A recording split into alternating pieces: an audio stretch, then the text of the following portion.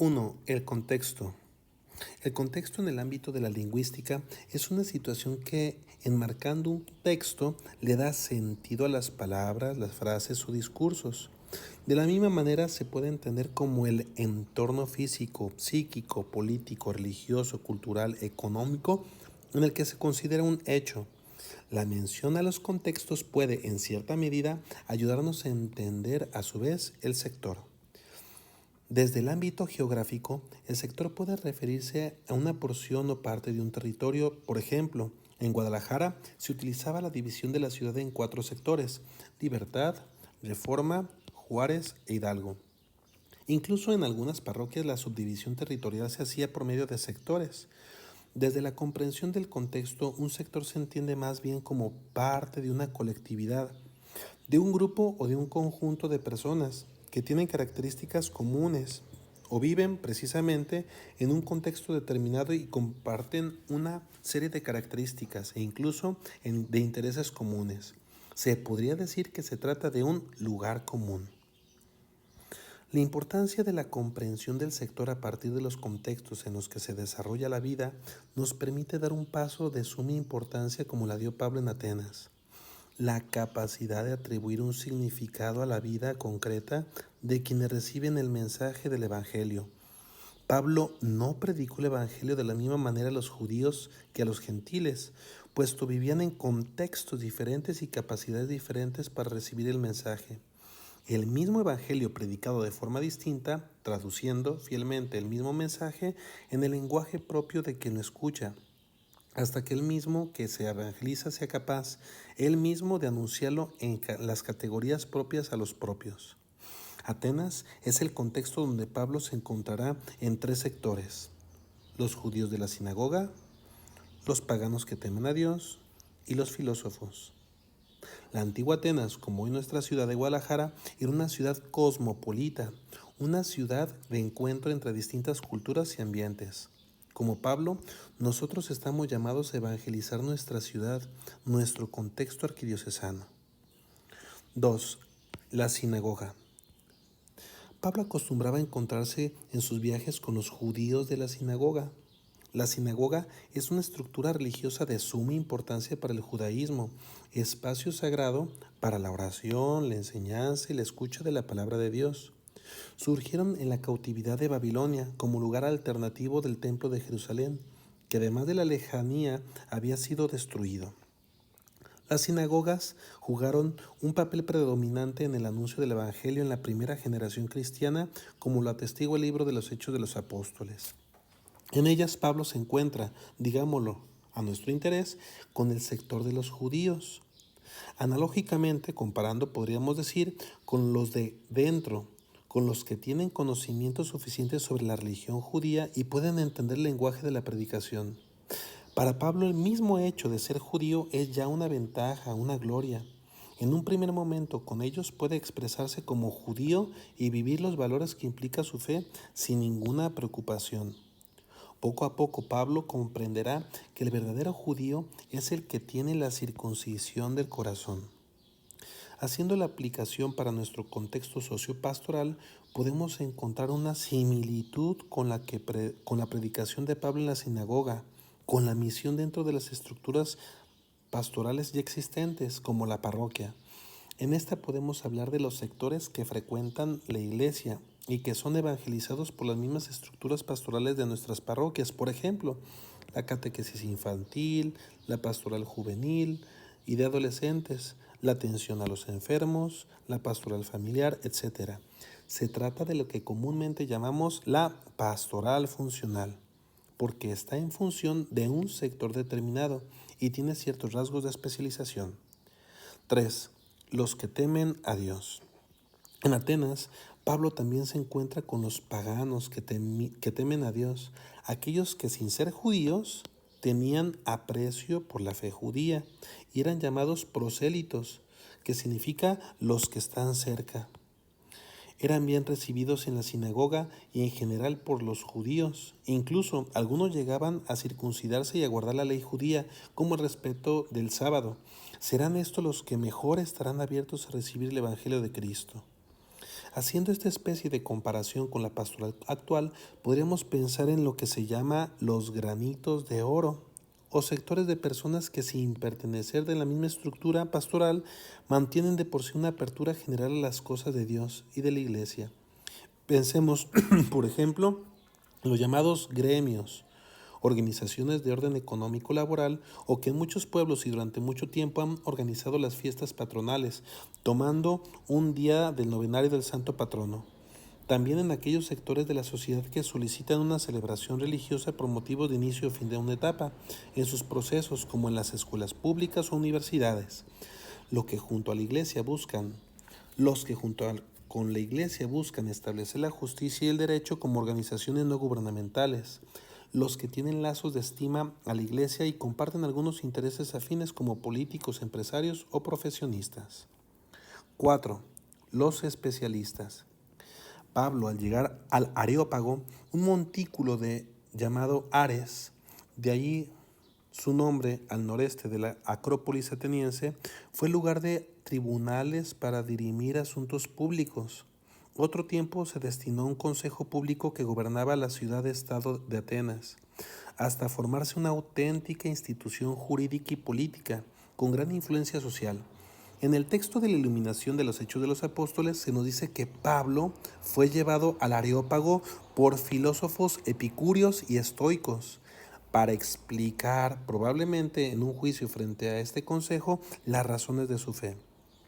Los epicúreos tenían como objetivo de su filosofía la búsqueda del placer duradero. No eran hedonistas en el querer el placer por el placer, sino el lograr un placer que conduzca a la ataraxia, que es la ausencia de cualquier turbación o miedo, y la consecución del equilibrio, de la serenidad. También se busca la aponía, que no es otra cosa que la disminución de las experiencias dolorosas. Para lograr ese placer duradero, se pedía alejarse de la vida social, política, fomentando la amistad. Por su parte, los estoicos buscaban la felicidad a través de la razón libre de toda atadura externa. Los estoicos diferenciaban las cosas que dependen de la propia razón y aquellas que dependen de otros, que son los que generalmente hacen sufrir al ser humano. Para ellos, lo más importante es lograr una gran libertad interior a costa de sacrificar comodidades materiales, fortunas o éxito, y el medio para conseguirlo es una vida guiada por los principios de la razón, de la virtud. Quizá la invitación a tomar la cruz parecía para el mundo griego una corriente estoica. En estos filósofos y el consejo del Areópago podemos encontrar ciertas similitudes con que ahora mantienen posturas críticas a la Iglesia, cuestionan muchos de los dogmas doctrinales y algunos principios morales, pero al igual que Pablo podemos percibir por su gran ideal del hombre que busca el bien tanto por aquello que agradaba como del sacrificio y el esfuerzo constante por lograr los objetivos de la vida. Hay sectores de la sociedad que exigen en nosotros una mayor preparación para lograr ciertas habilidades, a fin de compartir con ellos el gran ideal cristiano. Pensemos en sectores como el de los medios de comunicación, de la industria, la tecnología, de la medicina, de las nuevas investigaciones sobre ingeniería genética, de la investigación en todos los ámbitos de la ciencia, de las nuevas corrientes filosóficas y de que ellos van generando nuevas corrientes ideológicas. La pregunta y el discurso. Punto número 5. Los atenienses le preguntaban a Pablo una cosa fundamental. ¿Qué cosas enseñas? Es decir, la identidad misma de la fe que predica, la esencia de lo que cree. Pablo elabora entonces un discurso precioso y profundo sobre las razones de creer, que él ha sido utilizado como fundamento de la razón teológica y que ahora puede ayudarnos a encontrar algunas consideraciones pastorales. El discurso es de un tono generoso, empático, para que con aquellos que lo cuestionan, pues no parte de la condena del paganismo, sino del reconocimiento de la búsqueda de Dios, que es la verdad y el bien inscritos en la misma creación. Un Dios creador trascendente que está en el hombre cuando éste le busca con sinceridad, en el deseo de verdad y bien inscrito en el corazón de toda persona, creada a imagen y semejanza de él. Por ello, hay afinidad con el hombre y éste le puede conocer en la contemplación de la misma creación en la que el Creador ha dejado la huella divina. Ese Creador, en Jesús de Nazaret, se vuelca en la misma realidad humana para llevar al hombre, por medio de su muerte en la cruz, a participar de su misma resurrección. Como lo hemos venido haciendo, podemos encontrar algunos puntos esenciales de los contenidos de la acción pastoral en el momento presente, en el contexto de la gran misión de la misericordia en su etapa sectorial. Empatía sinodal. San Pablo no es un epicurio ni estoico, pero hay puntos convergentes con ellos en la doctrina cristiana y pudo encontrar con ellos motivos para caminar juntos. La empatía pastoral es la capacidad sinodal de aprender a ver las cosas como la ven nuestros interlocutores, aprender a sentir con ellos, a compartir las esperanzas, ilusiones y, claro, los sufrimientos de todos los sectores que hay en nuestro contexto social. Para ello necesitamos una actitud de salida, apertura, disponibilidad, capacidad de escucha. Se nos exige dejar de sentirnos maestros, inquisidores, teólogos de escritorio o sabelotodos. 2. Buscar puntos comunes. San Pablo no busca definir lo que separa las doctrinas filosóficas con el Evangelio, sino busca los puntos comunes para partir de ello a la proclamación de Cristo, como centro de la historia y razón última del ser humano. Es cierto que nos enfrentamos a sectores que pueden tener principios doctrinales y criterios morales insuficientes e incluso equivocados. Pero hay que valorar la búsqueda y encontrar, porque los hay, los puntos que podamos compartir. Nosotros estamos llamados a encontrar puntos de convergencia, sea doctrinales o éticos, con todos los sectores de la sociedad y en todos los contextos. Para ello necesitamos claridad doctrinal y moral, pero una conciencia de la ley del proceso de la gradualidad de discernimiento pastoral se nos exige dejar de pontificar, de condenar lo que no cabe en nuestra limitada cabeza de sentirnos jueces. Tercero, defensa de la dignidad humana. San Pablo fundamenta su discurso en una antropología básica, es decir, en la idea de que todo ser humano es creado por Dios a su imagen y semejanza. Esta es una categoría teologal universal, la más universal y la más importante para dignificar la vida humana, pues abarca a todos los seres humanos y a todas las dimensiones de la persona. En realidad, todos los sectores de la sociedad, más en nuestro contexto en que es fruto de la milenaria cultura cristiana, busca el bien de la persona.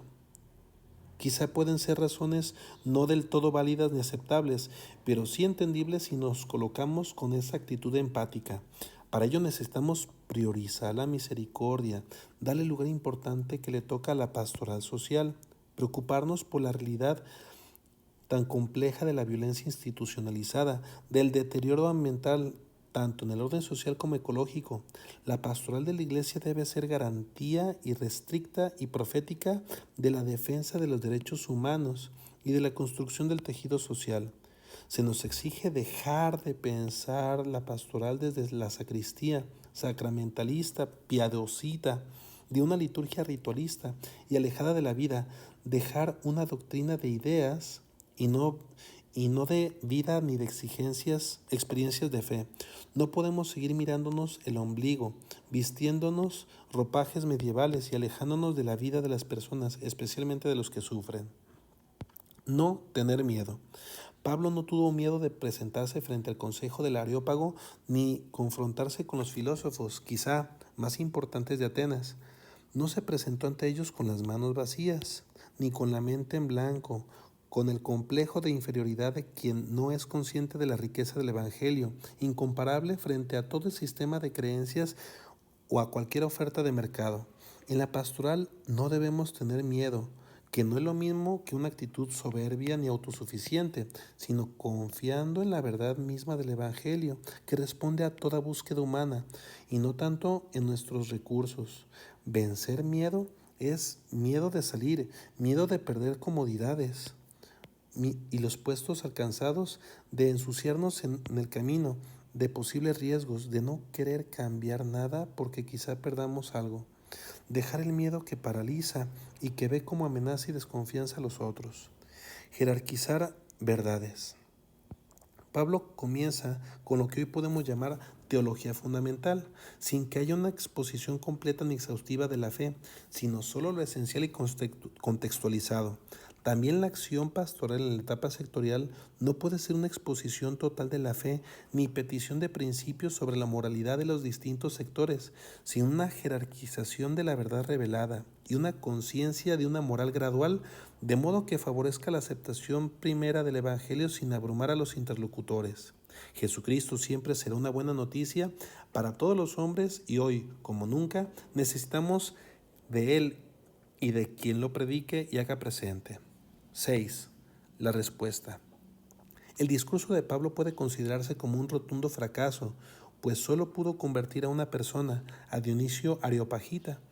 Este fue miembro de una familia noble que había estudiado astronomía y filosofía en Atenas, matemáticas en Alejandría y había logrado ser juez del consejo del Areópago. Una vez discípulo de Pablo, este lo consagró como obispo de Atenas, granjeándose así enemistades entre los atenienses, de los cuales sufrió el martirio a finales del primer siglo.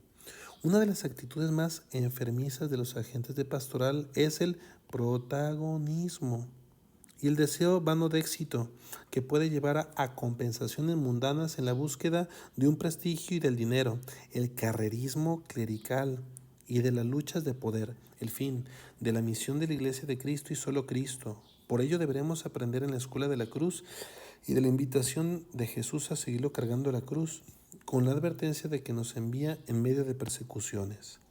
La etapa sectorial puede ser un peligro si nos ubicamos desde esta perspectiva, porque la especialización que supone no se identifica con la selectividad de algunos cuantos agentes superpreparados, sino en el testimonio vivo y edificante de quienes desde sus propios contextos y con su propio lenguaje han sido capaces de acoger al Señor y su Evangelio como principio de vida.